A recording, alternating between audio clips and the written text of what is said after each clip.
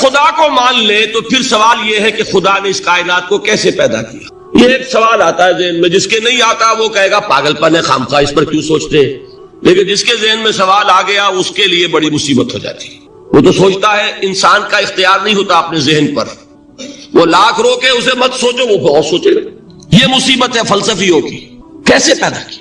اب ایک تصور تو یہ ہے کہ جیسے یہ میز ہے، بڑھئی نے بنایا اس کو، بڑھئی علیحدہ ہے، میز علیحدہ ہے. لیکن اس میں یہ بات ماننی پڑے گی کہ پہلے کوئی چیز تھی جس سے میز بنائی. لکڑی تو تھی نا، اس سے میز بنائی. لہذا ہندوؤں میں ایک عقیدہ یہ ہے کہ خدا بھی قدیم، مادہ بھی قدیم. خدا نے اس مادے سے یہ شے بنا دی، مادے سے یہ بنا دی. وہی مٹی کی تغاری ہوتی ہے، کمہار اس سے کوئی رکابی بنا دیتا ہے، کوئی وہ ہنڈیا بنا دیتا ہے، کوئی گھڑا بنا دیتا ہے. مٹی تو ہے نا پہلے. تو مادہ بھی قدیم، خدا بھی قدیم، اور مادے سے خدا نے یہ شکلیں بنا دی.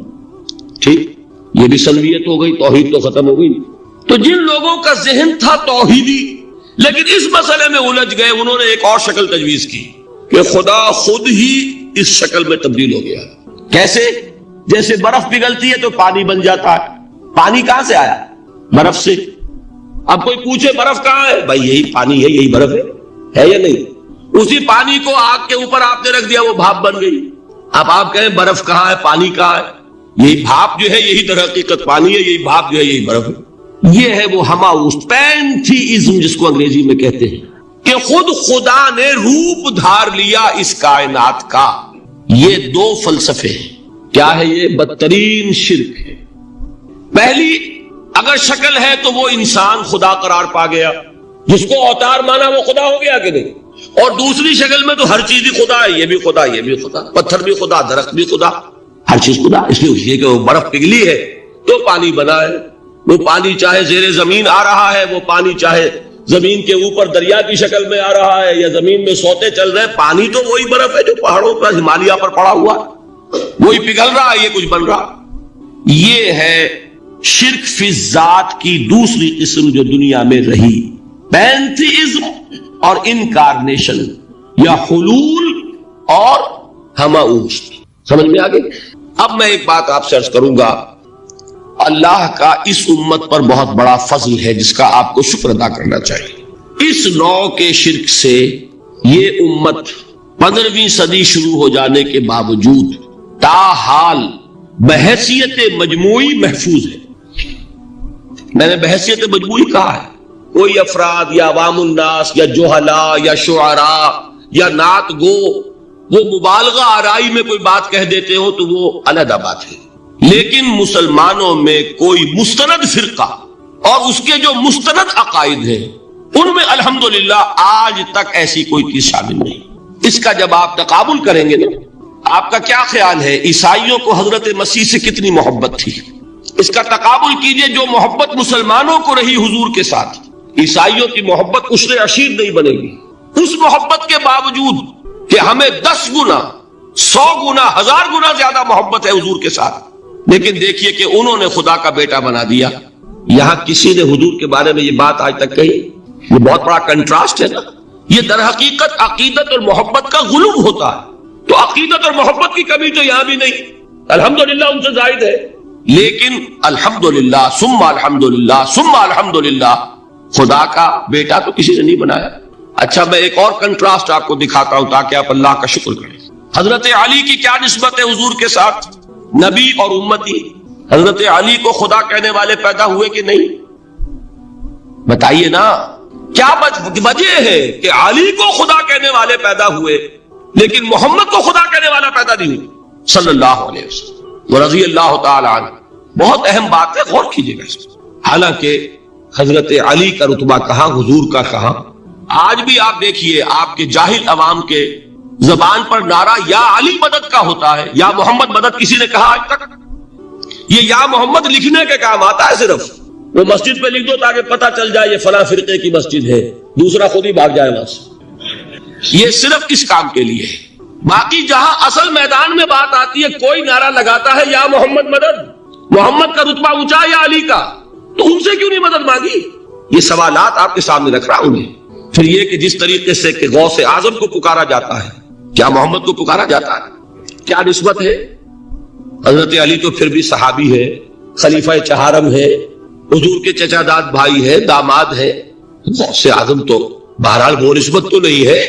دیکھیے میں اس کا تعلق جوڑتا ہوں ختم نبوت سے۔ جس طرح اللہ نے خصوصی حفاظت فرمائی ہے قرآن کی، اسی طرح خصوصی حفاظت فرمائی ہے محمد رسول اللہ۔ یہ اسپیشل پروٹیکشن ہے، ورنہ نہیں ہو سکتی تھی۔ یہ خصوصی تحفظ ہے اللہ۔ یہاں بگاڑ پیدا ہو جائے تو صحیح کون کرے گا؟ حضرت مسیح کی اصل حقیقت تو حضور نے آگے بتا دی، ذالک عیسی ابن مریم قول الحق الذی فیہ یمترون ما کان للہ ان یتخذ ولدا سبحانہ۔ یہ حضور نے آ کر حضرت مسیح کی حقیقت بیان کر دی کہ نہیں؟ سورہ مریم کی یہ آیات سنی تھی نجاشی رحمت اللہ علیہ نے جب حضرت جعفر ابن ابی طالب کی زبان سے، تو کیا کہا تھا تنکا اٹھا کر، خدا کی قسم جو ان آیات میں مسیح کا مقام بیان ہوا ہے، مسیح اس سے تنکا بھر بھی زیادہ نہیں۔ لیکن اگر محمد الرسول اللہ کو خدا کا بیٹا بنا دیا گیا ہوتا یا خدا بنا دیا گیا ہوتا تو کون آتا اس کی اصلاح کی؟ جیسے قرآن مجید کا تحفظ ہے ایسے ہی محمد الرسول اللہ کا تحفظ ہے۔ وہ تحفظ ہوا کیسے ہے؟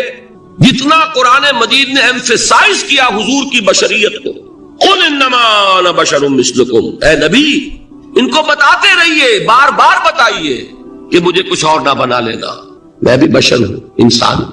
ہاں مجھ پر وحی ہوتی ہے، تم پر نہیں ہوتی، یہ فرق ہے۔ میں رسول ہوں، تم نہیں ہو۔ یہ بعد میں ذرا اور مسئلہ میں واضح کروں گا، ابھی صرف یہ نوٹ کیجئے کہ یہ تحفظ جو ہے، جیسے قرآن کو تحفظ دیا لیکن اس کے لیے ذرائع بھی ہے نا۔ یہ حفظ قرآن کا سلسلہ جو ہے یہ اس کا ذریعہ بنا، یہ رمضان میں تراویح جو ہے اس کا ذریعہ بنی۔ ہمارے ملکوں کے اندر تو حفاظ کو مسجدیں نہیں ملتی، تلاش کرتے پھرتے ہیں، اور ایک جیسا کہ اینول جشن ہوتا ہے قرآن مجید کا، ہر حافظ اپنا حفظ تازہ کر رہا ہے، حفاظ لگے ہوئے ایک دوسرے کے ساتھ تازہ کرنے میں۔ یہ ذریعہ ہے اللہ تعالیٰ نے کہ جس کے ذریعے سے قرآن کو محفوظ کیا۔ تو حضور کو جو حفاظت دی اس کا ایک طریقہ کیا ہوا؟ قرآن مجید میں حضور کی بشریت کا نمایاں کرنا، اور دوسرا یہ کہ خود حضور نے ایسی باریک بینی سے روکا۔ یہ بھی آپ کو پسند نہیں تھا کہ میں آؤں تو تم کھڑے ہو جاؤ، سنا کہ نہیں سنا آپ نے؟ صحابہ کو آپ روکتے تھے۔ ایک صحابی کی زبان سے نکل گیا ما شاء اللہ و ما شئت، جو اللہ چاہے اور جو آپ چاہیں، فوراً ٹوک دیا اجعلتنی للہ ندا، کیا تم نے مجھے خدا کا مد مقابل بنا دیا؟ مشیت صرف اس کی ہے۔ یہ روک ٹوک یہ وہ چیزیں ہیں کہ جس کی بنا پر اللہ نے تحفظ عطا فرمایا۔ یہ جو آپ نے فرمایا میری قبر کو کسی جلسے اور جشن کا مرکز نہ بنا لینا، فرمایا کہ نہیں فرمایا؟ اللہ تعالیٰ لعنت فرمائے بنی اسرائیل پر کہ انہوں نے اپنے نبیوں کی قبروں کو تو میلہ گاہ بنا لیا۔ یہ ساری وہ ہے، یہ تحفظات ہیں، یہ بچاؤ ہے، یہ امت کو متنبہ کیا جا رہا ہے کہ محبت اور عقیدت کا غلو جیسے پہلے ہوا، یا اہل الکتاب لا تغلو فی دینکم، اے کتاب والو اپنے دین میں غلو سے کام نہ لو۔ یہ غلو محبت، غلو عقیدت ہے جس کی بنا پر وہ خدا کے بیٹے بنا دیے گئے، اور اگر وہ ہوتا یہاں اللہ کا نہ معلوم اللہ کے برابر کس طریقے سے حضور کو بنا دیا جاتا، لیکن قرآن نے خود حضور نے اس کی پیش بندی کی، جس کا ظہور ہم دیکھ رہے ہیں کہ اللہ کے فضل و کرم سے یہ امت تا حال بحیثیت مجموعی محفوظ ہے۔ البتہ دیکھیے شاعروں کی باتیں اور ہوتی ہیں، اور عوام کی اور واعظوں کی اور نعت گوؤں کی باتیں جو ہے وہ اور۔ میں جس چیز کی نفی کر رہا ہوں وہ علماء کی بات ہے۔ شاعروں کا تو قرآن مجید کے اندر خود ہی بھاڑا پھوڑ دیا اللہ نے، وَالشُّعَرَاءُ يَتَّبِعُهُمُ الْغَاوُونَ أَلَمْ تَرَ أَنَّهُمْ فِي كُلِّ وَادٍ يَهِيمُونَ إِنَّهُمْ يَقُولُونَ مَا لَا يَفْعَلُونَ۔ مبالغہ نہ کریں تو شعر میں رنگ ہی پیدا نہیں ہوتا، پھر شعر کائے کو کہنا ہے نثر کہو بھائی، مبالغے سے اس میں ایک تاثیر پیدا ہو۔ وہ مبالغے ہمارے شاعروں نے ہمارے نعت گاؤں نے کیے ہیں، اور اس میں اللہ تعالیٰ انہیں معاف کرے، بالکل اوتار کر الفاظ بھی استعمال کر دیے۔ وہی جو مستوی اشٹھا خدا ہو کر اتر پڑا وہ مدینے میں مصطفیٰ ہو کر۔ بتائیے رام چندر جی کے بارے میں جو عقیدہ ہے، اب کیا فرق رہ گیا؟ بال برابر فرق ہے یا کوئی؟ اور نقطے پیدا کرتے ہیں۔ مدینے کی مسجد میں منبر کے اوپر بغیر عین کا ایک عرب ہم نے دیکھا، کیا سمجھ میں آیا؟ عرب میں سے عین نکالا، کیا بنا؟ یہ نقطہ آفرینی ہے۔ اسی طریقے سے ہماری شاعری میں کچھ ہماؤست کا رنگ بھی پیدا ہو گیا۔ خود کوزاؤ، خود کوزا کرو، خود گلے کوزا، خود رند صبو کش، خود برسر کوزہ خریدار بے آمد بشکست و رواں شد. وہ خود ہی کوزہ ہے، خود ہی مٹی ہے جس سے کوزہ بنا ہے، خود ہی کوزے کا بنانے والا ہے. سمجھ رہے؟ الفاظ تو بڑے پیارے ہیں، بڑے مزیدار ہیں، آدمی ایک دفعہ وجد میں آ جاتا ہے، لیکن ہے کیا وہی ہے نا کہ وہی جو برف تھا پگھل کر پانی بن گیا. خود کوزاؤ، خود کوزہ گرو، خود گلے کوزہ، خود رندے سبو کش. خود ہی اس کوزے میں شراب ڈال کے پیتا بھی ہے، خود ہی مٹی ہے، خود ہی وہ بنانے والا ہے، خود ہی کوزہ ہے، خود ہی اس میں شراب ڈال کے پیتا بھی، اور خود ہی اس کوزے کو توڑ کر اپنا راستہ بھی لیتا. اب آپ اس پر سر دنیے اور جو چاہے کریں، لیکن یہ کہ اس کا ڈانڈے مل گئے کہ نہیں اسی اماؤس سے. لیکن یہ کسی مفتی کی بات ہے کیا، یا کسی ائمہ دین میں سے کسی کا قول ہے؟ بھائی شاعروں کی باتیں سن لیا کریں، اللہ اللہ خیر سن. ان چیزوں کا بہت زیادہ سختی کے ساتھ نوٹس بھی لینے کا کوئی فائدہ نہیں ہوتا. بات وہ ہونی چاہیے کہ جو علماء کہہ رہے ہیں مستند عقائد ہو، جو ان کی کتابوں میں درج ہو، ان سے بات ہونی چاہیے. تو یہ چیزیں، یہ گمراہیاں آئی ہیں، لیکن الحمدللہ ثم الحمدللہ کہ یہ عوام میں ہے، جہلاء میں ہے، شعراء میں ہے، نعت گوؤں میں ہے. یہ کسی بھی مستند دینی فرقے کے مستند علماء میں ہم کے ہاں موجود. البتہ ایک مسئلہ جو ہے نور اور بشر کا، وہ ذرا تھوڑا سا میں حل کر دوں. آج آپ سمجھتے ہوں گے لا ینحل ہے. میں نے جس طرح کہا تھا کہ امام بخاری کا قول بھی 100% درست اور امام ابو حنیفہ کا بھی 100% درست ثابت کیا کہ نہیں، اسی طرح میں کہتا ہوں جو حضور کو بشر کہتے ہیں وہ بھی 100% درست، جو حضور کو نور کہتے ہیں وہ بھی 100% درست. مطلب کیا ہے؟ دیکھیے، ہر انسان کے وجود کے دو حصے میں نے پہلے دن شاید کچھ بیان کیا تھا. ایک خاکی وجود، اور اینیمل بینگ جو حیوان ہے ہمارا، ایک وہ روح ربانی جو اس میں پھونکی گئی. آدم میں جب وہ روح پھونکی گئی تب وہ مسجود ملائک بنے. فَإِذَا سَوَّيْتُهُ وَنَفَخْتُ فِيهِ مِن رُوحِي فَقَعُوا لَهُ سَاجِدِينَ. دو جگہ آیت ہے قرآن مجید میں ایک شوشے کے فرق کے بغیر، سورہ حجر اور سورہ صاد. جب میں اس کو پوری طرح تیار کر لوں اور اس میں اپنی روح میں سے پھونک دوں تو گر پڑنا اس کے سامنے سجدے میں. ہمارا جو خاکی وجود ہے وہ ظلمانی ہے، اور جو ہمارا روحانی وجود ہے وہ نورانی ہے. اس کی نسبت کس سے ہے؟ اللہ سے. بات سمجھ میں آئی؟ لیکن ہم نے اپنے اس نورانی وجود کو اپنے خاکی ظلمانی وجود میں دفن کیا ہوا ہے، اور محمد الرسول اللہ صلی اللہ علیہ وسلم کا وہ نورانی وجود آپ کے اس خاکی وجود پر اس درجے غالب تھا کہ وہ خاکی وجود معدوم کے درجے میں ہے، لیکن وہ حضور صلی اللہ علیہ وسلم پر اثر انداز نہیں ہو سکتا. وہی خاکی وجود ہے جسے ہم نفس کہتے ہیں. نفس غلبہ کر سکتا ہے محمد پر صلی اللہ علیہ وسلم. حضور کی شخصیت کی نورانیت نے آپ کی شخصیت کے خاکی وجود کا احاطہ کیا ہوا. ہماری شخصیت کی ظلمانیت نے ہماری اس نورانیت کو گل کیا ہوا، دفن کیا ہوا، چھپایا ہوا. بس یہ فرق ہے. انہیں آپ کہہ لیں نور، صحیح ہے، ان کی نورانیت غالب. یہی بات ہے جو حضور نے اس طرح سمجھائی. دیکھو، ہر انسان کے ساتھ ایک شیطان ہوتا ہے. اب کسی صحابی نے بڑی جرت سے کام لیا، پوچھ لیا حضور کیا آپ کے ساتھ بھی ہے؟ ہر انسان کے ساتھ جو کہا نا، تو انسان تو ہے آپ بھی، کیونکہ آپ کے ساتھ بھی ہے. آپ نے فرمایا ہے، لیکن میں نے اسے مسلمان کر رکھا. بات ختم ہو گئی. نفی نہیں ہے، وہ میرے تابع ہے، میرا مطیع ہے، مجھے گدن نہیں پہنچا سکتا. ہے تو صحیح، لیکن نہ ہونے کے درجے میں آ گیا کہ نہیں. یہ ہے فرق صاحب. اور میں یہاں پہ کوٹ کرنا چاہتا ہوں ایک بہت بڑے بریلوی مکتب فکر کے عالم دین صاحب زادہ، نام میرے ذہن سے ایک دم اتر گیا، فیض الحسن. اللہ تعالیٰ ان کی خطاؤں سے درگزر فرمائے، ان کی مغفرت فرمائے. آپ نے سنا ہوگا نا نام. انہوں نے ایک روز تقریر کی جو میں نے سنی، اور تقریر کہاں کی؟ ساہیوال میں. وہاں کا ایک بہت مشہور چوک ہے، مہاجرین، مسجد مہاجرین کہلاتی ہے، وہاں تقریر تھی. میں نے سنی. ان کے الفاظ یہ تھے کہ کیا آپ لوگ ہمیں جاہل سمجھتے ہیں؟ کیا ہمیں عربی نہیں آتی؟ کیا ہم نے قرآن نہیں پڑھا جس میں بار بار یہ لکھا ہوا ہے کہ حضور بشر ہیں؟ حضور بشر ہیں، لیکن اصل میں ہم حضور کی بشریت کو نمایاں کرنے کو سوء ادب سمجھتے ہیں. بات سمجھیے آپ نے، اس طرح پیاری بات ہے. انہوں نے کہا کہ آپ کے باپ کا نام کیا ہے؟ عبد الرحمان. آپ عبد الرحمان کہہ کے پکارتے ہیں انہیں؟ ابا جان. ابھی آپ نے وہ آیات سنی، حضرت ابراہیم نے اپنے مشرک باپ کو یا ابت ہے، یا ابت ہے، بڑا پیارا ترجمہ کیا.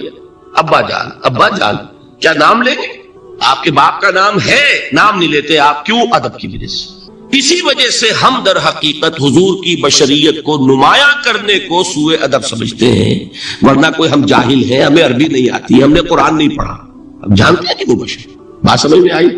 کتنی آسانی سے مسئلہ حل ہوتا، بشرطے کہ نیت حل کرنے کی ہو۔ آخر آمنہ کے بیٹے ہیں، عبداللہ کے بیٹے ہیں، عبد المطلب کے پوتے ہیں، بچپن آپ پر گزرا ہے، لڑکپن آپ پر گزرا ہے، نوجوانی آپ پر آئی ہے، جوانی آپ پر آئی ہے، شادی آپ نے کی ہے، اولاد آپ کی ہے۔ کون بے وقوف احمق ہوگا کہ جو آپ کی بشریت کا انکار کرے گا؟ لیکن یہ کہ جس طریقے سے اس کو بیان کیا جاتا ہے وہ ایک مسئلہ بن گیا اختلافی، وہ رد و قضا اور کھینچتان۔ اور اس میں بھی سمجھ لیجئے مثلکم پر جو ایمفیسس بعض حضرات دے دیتے ہیں اپنے توحیدی، جو ان کے اندر ایک مزاج ہے، اللہ تعالیٰ ان کے مزاج کو اور پختہ کرے، لیکن اس میں بھی مبالغہ کیا جاتا ہے۔ ایک حدیث مجھ سے سنیے جس میں حضور نے مثل کا انکار کیا۔ مثلکم کا مطلب اگر کسی نے یہ سمجھا کہ بالکل ہم جیسے ہیں تو بہت بڑی مغالطے میں۔ حضور صوم وصال سے منع فرماتے تھے، خود رکھتے تھے۔ صوم وصال کیا ہے؟ آج روزہ رکھا، شام کو افطار نہیں کیا، وہی روزہ رات بھر چل رہا ہے، اگلے دن بھی چل رہا ہے، شام تک کو جا کے پھر کھولا تو 2 دن کا صوم وصال ہو گیا۔ اگلے دن بھی نہیں کھولا، چلا تو 72 گھنٹے کا صوم وصال ہو گیا۔ یہ کیا ہے؟ صوم وصال۔ خود رکھتے تھے اور صحابہ کو روکا۔ صحابہ میں سے کسی نے ہمت کر لی، حضور آپ خود رکھتے ہمیں روکتے۔ فرماتے ہیں ایکم مثلی، تم میں سے کون مجھ جیسا ہے؟ ابھی تو عند ربی، میں تو اپنے رب کے پاس رات گزارتا ہوں۔ ہوا یطعمنی ویسقین، وہ مجھے کھلاتا ہے پلاتا ہے۔ بتائیے کون ہے جو اس کا دعویٰ کرے گا؟ حضور کے خصائص ہیں۔ حضور خود فرماتے ہیں تم صرف سامنے سے دیکھتے ہو، میں پیچھے سے بھی دیکھتا ہوں۔ کہاں ہوا وہ مثلیت؟ اگر آپ نے بالکل اپنے جیسا سمجھ لیا تو بڑے مغالطے میں ہیں۔ نبی کا مقام ہے، نبی کا رتبہ ہے، نبی کے خصائص ہیں۔ آپ سو گئے تو آپ کی نیند، آپ کی وضو ٹوٹ گئی اور نبی سو گیا تو کہاں گئی مثلیت؟ پھر مثل اس معنی میں کہ بشر ہیں، نسل آدم سے ہیں، اس میں کوئی شک نہیں، اس معنی میں مثل ٹھیک ہے۔ قل انما انا بشر مثلکم، لیکن ہر اعتبار سے تو نہیں، سب سے بڑا فرق یہی ہے کہ وہی آ رہی ہے، معراج پہ تشریف لے گئے ہیں، اس دنیا میں بیٹھے ہوئے بھی جنت کا مشاہدہ فرما لیتے ہیں، کرا دیا جاتا ہے، دوزخ کا مشاہدہ کرایا جاتا ہے، فرشتے کو دیکھ رہے ہیں، یہ چیزیں ہیں۔ اور پھر خصائص جیسا کہ میں نے عرض کیا کہ آپ پیچھے سے بھی دیکھتے ہیں۔ آپ کا معاملہ یہ ہے کہ آپ اگر سو جائیں تو آپ کا وضو نہیں ختم ہوگا۔ یہ ساری چیزیں جو ہے ان سب کو بیلنس کیجئے تو معلوم ہوگا کہ آپ بشر بھی ہیں 100% درست، لیکن آپ کی وہ نورانیت، آپ سراج منیر، ہدایت کا روشن چراغ، آپ کی جو روح انور ہے وہ آپ کے اس جسدی وجود پر اس طریقے سے حاوی ہے کہ گویا کہ اس نے اس کی ظلمانیت کو ختم کر کے رکھا ہے۔ اس معنی میں کوئی کہے نور مجسم تو مجھے کوئی اعتراض نہیں۔ یہ ہے ان چیزوں کو جمع کرنے کی شکل، خواہ مخواہ کی کھینچتان کے سوا کچھ نہیں۔ بہرحال یہ پہلا حصہ ختم ہوا، شرک فی الذات۔ اب آئیے شرک فی الصفات۔ میں نے عرض کیا تھا کہ یہ ایک بڑا علمی مسئلہ ہے اور اس میں ٹھوکر لگ جاتی ہے۔ وجہ کیا ہے اس کو سمجھ لیں۔ بنیادی بات، ہماری زبان جو ہے وہ بہت محدود ہے۔ ہماری ہی زبان ہے جسے اللہ نے ذریعہ بنایا اپنی ہدایت کا، ورنہ ہمارے پلے نہ پڑتی بات، ظاہر ہے نا۔ لیکن ہماری زبان کی محدودیت ہے۔ اس محدودیت کا ایک مظہر یہ ہے کہ ہم جو الفاظ اللہ کے لیے بطور صفت استعمال کرتے ہیں وہی الفاظ مخلوقات کے لیے بھی کر لیتے ہیں۔ اللہ موجود، ہم بھی موجود۔ اللہ زندہ، ہم بھی زندہ۔ اللہ علیم، تو انسان علیم بھی علیم نہیں، علامہ بھی ہے کہ نہیں؟ یہ تو بڑا مبالغے کا لفظ ہے، انسان علامہ ہے کہ نہیں؟ اللہ دیکھتا ہے، بصیر ہے، ہم بھی بصیر ہیں۔ اللہ سنتا ہے، سمیع ہے، ہم بھی سنتے ہیں۔ اللہ کو قدرت حاصل ہے، کچھ ہمیں بھی حاصل ہے۔ ایک مکہ مارا تھا حضرت موسیٰ نے، جان نکال دی تھی کہ نہیں؟ ہے نا کچھ نہ کچھ۔ اللہ چاہتا ہے، ہم بھی چاہتے ہیں۔ اسی دیکھیے چاہت میں وہ ہو گیا تھا جس پر روک دیا حضور نے، ما شاء اللہ وما شئت اجعلتنی للہ ندا، کیا تم نے مجھے اللہ کا مد مقابل بنا دیا؟ دھوکہ ان الفاظ کے اشتراک کی وجہ سے لگ جاتا ہے۔ بات سمجھ میں آئی؟ اب اس میں فارمولہ میں نے عرض کیا تھا کہ ایک نوٹ کر لیں تو مسئلے سارے حل ہو جائیں۔ جب ہم کوئی لفظ بطور صفت اللہ کے لیے بولتے ہیں اور اسی لفظ کو مخلوق میں سے کسی کے لیے بولتے ہیں، مخلوق میں سب آ گئے، جمادات، حیوانات، انسان، اولیاء اللہ، فرشتے، انبیاء، رسول، سب مخلوق تو ہیں، تو کل مخلوقات کو جب ہم ایک لفظ بطور صفت استعمال کریں گے اللہ کے لیے اور اسی لفظ کو استعمال کریں گے بندوں کے لیے، تو ان میں 3 فرق ہیں جو ذہن میں رہنے چاہیے، گن کر یاد کیجئے۔ اللہ کی ذات قدیم ہے، ہمیشہ سے ہے، اسی طرح اس کی صفت بھی قدیم ہے، ہمیشہ سے ہے۔ مخلوقات حادث ہیں، ان کی صفات بھی حادث ہے، حادث قدیم کے مقابلے میں کہ پہلے نہیں تھی پھر ہو گئی۔ ایک فرق، اللہ کی ذات از خود ہے، کسی اور نے تو اس کو وجود نہیں بخشا نا، اللہ کا وجود از خود ہے، ذاتی ہے، اسی طرح اس کی صفات ذاتی ہے، کسی اور کی عطا کردہ نہیں ہے۔ مخلوق کوئی ہو کسے باشد، ان کا وجود ذاتی نہیں عطائی ہے، اللہ نے دیا تو وجود ملا، اسی طرح ان کی صفات عطائی ہے، ذاتی نہیں۔ 2 فرق ہو گئے۔ اللہ کی ذات مطلق ہے، لا محدود، اسی طرح اس کی صفات مطلق ہے، لا محدود۔ مخلوق کی ذات محدود کسے باشد، صفت بھی محدود۔ 3 فرق ہے، ذاتی عطائی، قدیم حادث، لا محدود محدود۔ 3 فرق ذہن میں رہیں تو جو صفت بھی آپ اب بولیں گے اس میں یہ تینوں باتیں ذہن میں رہیں۔ سمجھ میں آگئی بات؟ اب اس کا اطلاق کیجئے تو یہ علم غیب کا مسئلہ حل ہو جائے گا۔ یہ بھی لا ینحل سمجھا جاتا ہے، علم کسی کا بھی ہو، انسان، فرشتہ، اولیاء، انبیاء، رسول، حضور صلی اللہ علیہ وسلم، کسی کا بھی حادث ہے، قدیم نہیں ہے، عطائی ہے، ذاتی نہیں ہے، محدود ہے، لا محدود نہیں ہے۔ 3 باتیں مان لیں، شرک نہیں ہوگا، ان میں سے ایک کو ساقط کر دیں، شرک ہو جائے گا۔ آئی بات سمجھ؟ اللہ کی قدرت ذاتی ہے، عطا کردہ نہیں۔ مخلوق میں جس کو قدرت حاصل ہے وہ عطائی ہے، ذاتی نہیں۔ اللہ کی قدرت لا محدود، یفعل ما یشاء فعال لما یرید علی کل شیء قدیر۔ ہم مخلوق کوئی بھی ہو اس کی قدرت محدود، اللہ کی قدرت جب سے وہ ہے ہمیشہ سے ہے، ہمیشہ سے قدرت بھی ہے، اور مخلوق میں سے قدرت یہ حادث ہے۔ تینوں چیزیں سامنے رہیں، شرک نہیں ہوگا۔ ایک چیز کی بھی کمی ہو گئی، شرک ہو جائے گا۔ یہ ساری صفات پر لے آئیے۔ اللہ کی حیات ذاتی، ہماری عطائی، لائی حیات آئے، قضا لے چلی چلے، اپنے بس میں نہ آنا تھا نہ جانا ہے، زندگی اس کی عطا کردہ ہے، جب چاہے لے لے۔ اللہ کی حیات بھی ایسی ہے کیا؟ ذاتی۔ الحی، ہماری حیات محدود، ویسے بھی محدود، موت آئے گی شاید ختم ہو جائے، چلیے موت ختم نہیں کرتی، ہم سمجھتے ہیں کہ وہ ہماری ابدی ہے۔ محدود اس معنی میں تو ہے کھانے کو نہ ملے تو کمزوری، ذرا کام کیا تو تکان، نیند بھی آ رہی ہے، اونگ بھی آ رہی ہے، اور اس کی حیات الحی القیوم لا تاخذہ سنۃ ولا نوم، حیات ذاتی ہے، لا محدود ہے اور قدیم ہے۔ یہاں حیات عطائی ہے اور حادث ہے اور محدود ہے، ساری صفات۔ اس کو ذہن میں رکھ لیجئے۔ تو اب 2 مسئلے میں یہاں حل کر دوں۔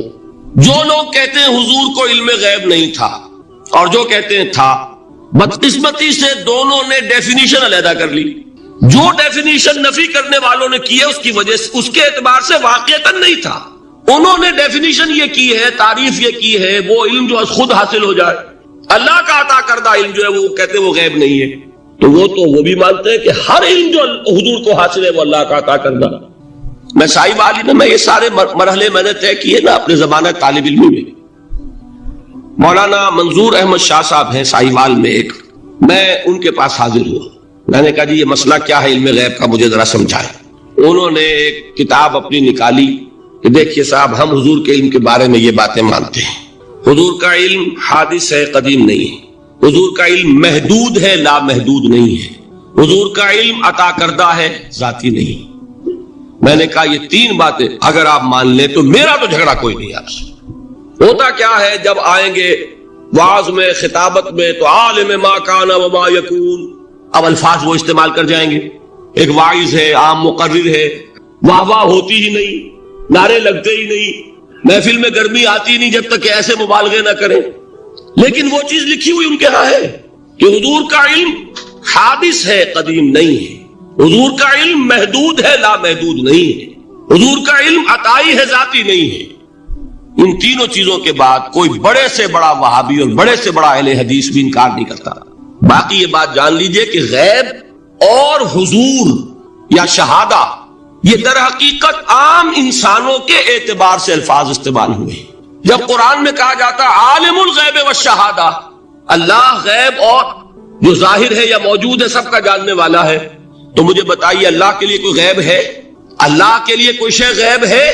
تو کیوں کہا جا رہا ہے عالم الغیب والشہادہ؟ وہ ہمارے اعتبار سے کہا جا رہا ہے، جو تمہارے لیے غیب ہے اللہ اس کو بھی جانتا ہے، اور جو تمہارے سامنے اللہ اسے بھی جانتا ہے۔ اللہ کے لیے تو کل شہادہ ہے، کسی شے کا لا یعزب عنہ مثقال ذرۃ فی السماوات والارض، آسمانوں اور زمین کا ایک ذرہ بھی اس سے غائب نہیں ہوتا۔ غیب کا وجود کیا اللہ کے؟ تو یہ الفاظ مستعمل ہے ریلیٹو ہمارے اعتبار سے، اور ہمارے اعتبار سے جو شے غیب ہے اس میں سے ایک حصہ اللہ دیتا ہے نبی کو، تبھی تو نبی بنا۔ فرشتے کو دیکھا، فرشتہ ہمارے لیے غیب ہے۔ جنت دکھائی کہ نہیں دکھائی، ہمارے لیے غیب ہے کہ نہیں ہے۔ دوزخ کا مشاہدہ کرایا کہ نہیں کرایا، ہمارے لیے وہ غیب ہے کہ نہیں ہے۔ جو چیزیں ہمارے لیے غیب ہیں انہی کے پردے اللہ کچھ اٹھاتا ہے، کل غیب نہیں۔ کل غیب کا علم ہو جائے گا تو وہ شرک ہو جائے گا۔ کل کا لفظ جہاں آیا شرک ہوا۔ جب آپ کہہ رہے ہیں محدود ہے، لا محدود نہیں ہے، تو کل کا لفظ استعمال نہیں کر سکتے۔ لیکن غیب میں سے کچھ علم دیا گیا تبھی تو نبی بنا، ورنہ میرے اور نبی میں فرق کیا ہوا پھر؟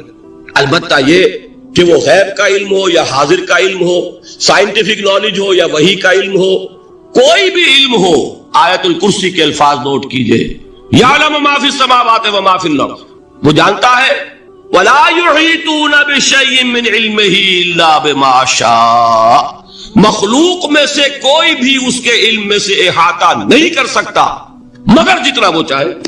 اب یہ بات علیحدہ ہے کہ ہم کون ہے طے کرنے والے کہ ناپے بیٹھ کر کے اللہ نے ابراہیم کو کتنا علم دیا، ہم ناپ سکتے ہیں؟ عیسیٰ کو کتنا دیا ہم جان سکتے ہیں؟ تو ابراہیم کا، موسیٰ کا، عیسیٰ کا نہیں ناپ سکتے تو محمد رسول اللہ کا کہاں ناپیں گے؟ یہ پاگل پن ہے، یہ ہے جو غلطی ہوتی ہے۔ ہم کون ہے طے کرنے والے؟ اللہ نے اپنے نبی کو دیا جو دیا، بات ختم۔ کل نہیں کہیں گے، کل کہا شرک ہو جائے گا، ذاتی کہا شرک ہو جائے گا۔ عطائی ہے، جو دیا اللہ نے دیا، اور کل نہیں دیا، جتنا چاہا دیا، ہے حادث، قدیم نہیں۔ تینوں چیزوں مان لیجئے تو شرک کا کوئی شائبہ نہیں۔ باقی جہاں ایک طرف قرآن میں وہ آیات ہیں کہ اللہ کے غیب کو کوئی نہیں جانتا، ٹھیک، وہاں یہ بھی ہے کہ لا یظہر غیبہ، لا یظہر علی غیبہ الا من ارتضی بالرسول، وہ اپنے غیب پر قابو نہیں دیتا مگر اپنے رسول میں سے جس کو چاہے۔ یہ دونوں آیتیں قرآن کی ہے کہ نہیں؟ اسی لیے در حقیقت جو غیب کی نفی کرتے ہیں حضور سے، وہ کہتے ہیں کہ از خود معلوم ہونے والی شے غیب ہے۔ ہم کہتے ہیں از خود تو کوئی بھی شے کسی کو معلوم نہیں، ہمیں حاضر کا علم بھی اللہ ہی دیتا ہے تو ہوتا ہے، غیب کا تو بہت دور کی بات ہے۔ یہ مسئلے بڑے سیدھے ہیں، خام خواہ ہم نے پیچیدہ بنایا ہوا ہے۔ خدا کے لیے ان مسئلوں کو سلجھائیے اور جوڑیے، کاٹنے کی بجائے جوڑنے کی فکر کیجیے کہ بھائی یہ اپنی اپنی جگہ پر علیحدہ علیحدہ تم نے تعریفیں کر رکھی ہیں اس لیے جھگڑ رہے ہیں، ورنہ دونوں باتیں صحیح ہیں۔ ایک مسئلہ ذرا اور زیادہ علمی ہے، میں ذرا پریشان ہو رہا ہوں کہ وقت زیادہ ہو رہا ہے۔ وہ مسئلہ ہے وحدت الوجود کا۔ ہمارے بہت سے صوفیہ وحدت الوجود کے قائل ہیں، اور ہمارے کچھ لوگ جو معترض ہیں وہ وحدت الوجود اور ہمہ اوست کو کنفیوز کر دیتے ہیں، ایک سمجھ لیتے ہیں۔ ہمہ اوست میں بیان کر چکا ہوں کہ بدترین شرک ہے، وحدت الوجود اور شے ہے، باریک باتیں سمجھ میں نہیں آتی عام لوگوں کے، سادہ ترین الفاظ میں آپ کو سمجھاتا ہوں۔ ایک نظریہ یہ ہے کہ اللہ ہی نے یہ روپ دھار لیا، یہ ساری چیزیں بالفعل موجود ہیں، یہ بھی ہے، یہ بھی ہے، یہ بھی ہے، اور یہ سب اللہ ہی ہے۔ یہ بدترین شرک ہے، شرک فی الذات۔ ایک لوگوں کی رائے یہ ہے یہ کچھ ہے ہی نہیں، یہ شراب ہے۔ شراب میں کیا ہوتا ہے؟ آپ کو پانی نظر آتا ہے نا؟ ہوتا ہے پانی؟ نہیں۔ ہر چند کہے کہ ہے، نہیں ہے ہی نہیں، بس اللہ ہی ہے، یہ ہے ہی نہیں۔ دیکھیے ایک شعر ہے، کل ما فی الکون وہم او خیال، اور عکوسن فی المرایا او ظلال، اس کائنات میں جو کچھ ہے یا تو وہم ہے یا خیال ہے، یا جیسے شیشے میں عکس ہوتا ہے، آپ ادھر کھڑے آئینے کے نظر آ رہے ہیں، ادھر بھی ہے، ادھر کوئی نہیں، یا جیسے سایہ ہوتا ہے، سایہ درخت کا سایہ زمین پر پڑ رہا ہے، اس کا کوئی وجود ہے۔ تو ایک رائے یہ، آپ اس سے اختلاف کریں، اسے پاگل پن کہہ دیں، کیا بیوقوفی کی بات کر رہے ہیں، جو چاہے آپ کہہ دیں، شرک نہ کہیے۔ وہ کہتے ہیں موجود صرف ایک ذات اللہ کی ہے، حقیقتاً موجود، یہ جو کچھ نظر آ رہا ہے یہ موجود ہی نہیں ہے، اس کو شرک نہیں کہیں۔ اسے اختلاف کریں تو ضروری نہیں ہے کہ آپ مانیں ان کی بات، میں یہ نہیں کہہ رہا کہ آپ ضرور مانیں۔ شیخ احمد سرہندی رحمۃ اللہ علیہ نے اسے سمجھایا ہے اس کائنات کی حقیقت کیا ہے، ایک مثال سے۔ ان کے نظریے کو وحدت الشہود کہتے ہیں، وحدت الشہود، وحدت الوجود۔ شاہ ولی اللہ دہلوی نے فیصلہ کیا ہے کہ دونوں میں باریک سا فرق ہے، کوئی فرق نہیں ہے، تعبیر کا فرق۔ وہ مثال دیتے ہیں کہ دیکھیے ایک مشعل لیجئے، مشعل کیا ہوتی ہے؟ ایک لکڑی ہے، اس کے ایک سرے کے اوپر آپ نے کپڑا وغیرہ باندھ کے تیل ڈال کے آگ لگا دی، شعلہ جوالا ہے، ایک شعلہ، ٹھیک؟ وہ فرماتے ہیں کہ اس کو تیزی کے ساتھ ایک دائرے میں حرکت دیجئے، آپ کو آگ کا دائرہ نظر آئے گا، دیکھنے والے کو نظر آئے گا کہ نہیں؟ کیا دائرہ فی الواقع موجود ہے؟ بات ثابت ہو گئی کہ نہیں ہے، نظر آ رہا ہے۔ یہ فرماتے ہیں حضرت مجدد، ای الصنعت باری تعالی است، کہ معدوم را موجود می نمائند، یہ اللہ تعالیٰ کی صنائی ہے، خلاقی ہے، کہ جو شے ہے نہیں اس کو دکھا دیتے ہیں کہ ہے، جیسے آپ نے آج سی دائرہ دکھا دیا ہے نہیں، اس کائنات کا کوئی وجود۔ میں پھر عرض کروں گا آپ اس سے اختلاف کریں، اسے نہ مانیں، چھوڑ دیں اس کو، یہ مسئلے ہیں فلسفے کے، لیکن سوال یہ ہے کہ اس کو شرک نہیں کہیں گے آپ۔ شرک وہ ہے جب کہیں یہ بھی شے ہے اور خدا ہے، یہ بھی ہے اور خدا ہے، پتھر بھی ہے اور خدا ہے۔ جب یہ کہا جائے گا یہ ہے ہی نہیں، صرف خدا ہے، تو در حقیقت اس کو شرک نہیں کہیں گے، یہ وحدت الوجود ہے، یونٹی آف بینگ۔ اب اس کو میں ایک اور اعتبار سے سمجھا دوں گا تو مجھے امید ہے اللہ تعالیٰ اس کو آپ پر کھول دے گا۔ دیکھیے ایک ہمارا علم، ایک اللہ کا علم، ٹھیک؟ جب تقابل کریں گے تو کیا کہیں گے؟ اللہ کے علم کے مقابلے میں ہمارا علم ہے ہی نہیں، ٹھیک؟ اللہ کی قدرت کے مقابلے میں ہماری قدرت زیرو، اللہ کی مشیت کے مقابلے میں ہماری مشیت کچھ نہیں۔ وما تشاؤون الا ان یشاء اللہ، تم چاہ بھی نہیں سکتے جب تک کہ اللہ نہ چاہے۔ تو کیا ہوئی؟ خاک ہوئی۔ یہی آتے ہیں نا جو حدیث جس میں کہ دعا استخارہ حضور نے تلقین فرمائی، اور صحابہ فرماتے ہیں کہ حضور نے ہمیں اس طرح سکھائی یہ دعا استخارہ جیسے قرآن سکھایا۔ اس میں الفاظ کیا ہیں؟ فَإِنَّكَ تَعْلَمُ وَلَا أَعْلَمُ وَتَقْدِرُ وَلَا أَقْدِرُ، اے اللہ تجھے قدرت حاصل ہے، مجھے کوئی قدرت حاصل نہیں۔ اگر ظاہری الفاظ پر جائیں گے تو یہ تو خلاف واقعہ بات ہے۔ کیا حضور کو کوئی علم حاصل نہیں تھا؟ یہاں تو حضور فرما رہے ہیں فَإِنَّكَ تَعْلَمُ وَلَا أَعْلَمُ، یا چلیے اگر کوئی اور عام انسان کہتا ہے میں نہیں جانتا، تو کیا کوئی علم حاصل نہیں اسے؟ کچھ نہ کچھ علم تو ہے، لیکن اللہ کے علم کے مقابلے میں وہ نہ ہونے کے برابر ہے۔ اسی طریقے سے سمجھ لیجئے اللہ کے وجود کے مقابلے میں اس کائنات کا وجود نہیں ہے۔ بات ختم ہو گئی، مسئلہ صاف ہو گیا۔ حقیقی وجود صرف اللہ کا ہے، یہ اعتباری ہے، یہ ٹرانزینٹ، all is change، پینٹارائم، بدل رہی ہے ہر شے، کسی چیز کو ثبات نہیں۔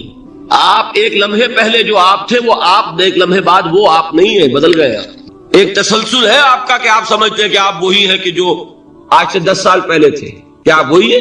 بدل چکے، خون پورا بدل چکا، نہ معلوم کتنی دفعہ بدل چکا، کھال بدل چکی۔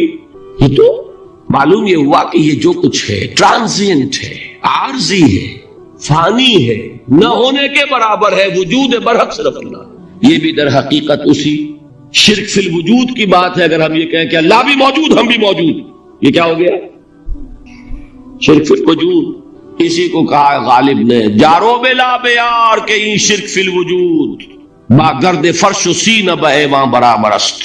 اگر آپ کے گدے کے اوپر گردہ پڑ گیا ہو تو جھاڑتے ہیں نا، فرش کے اوپر گردہ ہے تو جھاڑو سے صاف کرتے ہیں۔ غالب کہتا ہے کہ اگر تمہارے دل میں یہ گردہ آ گیا ہے کہ تم بھی موجود ہو، اللہ بھی موجود ہے، تو لا کی جھاڑو سے صاف کر دو اس گردے کو، کہ یہ شرک فی الوجود ہو جائے گا۔ ہم نہیں ہیں بھائی، ہمارا کیا وجود، ہماری کوئی کیا حقیقت ہے، اللہ ہی ہے۔